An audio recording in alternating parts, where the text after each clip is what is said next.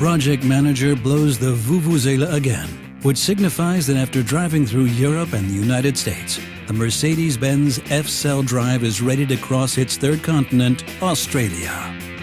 Our F-Cell World Drive has now completed 11,000 kilometers on 2 continents without any technical defects. And that clearly shows that these vehicles are ready to conquer the world. And we are very excited to drive through Australia now. Right from the start, in Sydney there is a huge interest in the B-Class F-Cells. Even a well-known Australian politician and ex-rock star Peter Garrett, a former Minister for the Environment and current Minister for Education, is fascinated. We know a bit about fuel cell technology, and we know that we really need to get to zero carbon emissions over time through technologies including for motor vehicles. So it's exciting to see it here in Australia, and I think it'll provide a lot of inspiration for Australians generally. This is exactly what happened to these young onlookers. They're particularly impressed by how quiet the car is. The engine is on. No way, that's so cool! I think the idea of using hydrogen as a fuel is actually amazing. I love the colour green. It's just beautiful. And it's sustainable, and that's what we need. I think I'll get this car one day.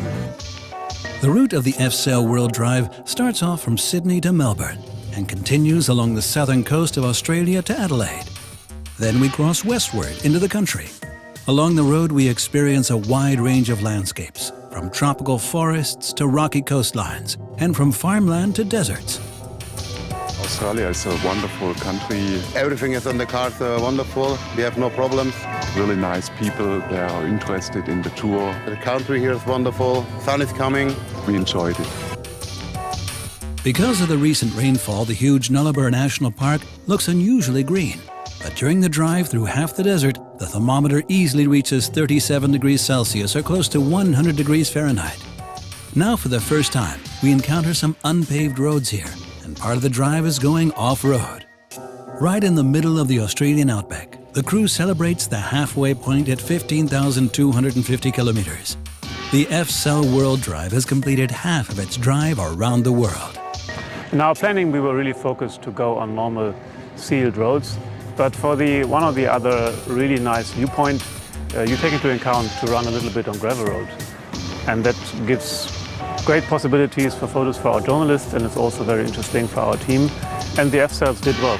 They ran along the gravel roads and returned back safely on the highways. On the last leg of the drive crossing the outback, there are no hotels in sight. For many of the drivers, camping out in tents is quite exciting and is a highlight of the drive. It's awesome. We're in the outback. We're camping here. I never believed that we're doing this. It's great.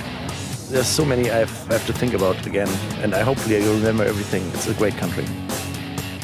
After 5,300 kilometers and 11 driving days, the B-Class F-Cells and Convoy have finally reached Perth on Australia's west coast.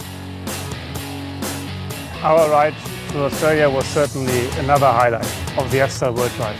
We had very positive feedback in the cities from farmers, from railroad workers, and from road train drivers. So everybody was really welcoming us. We have now toured the world halfway, and from now on, we go home.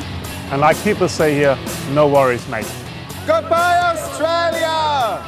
And the tour is moving on to China.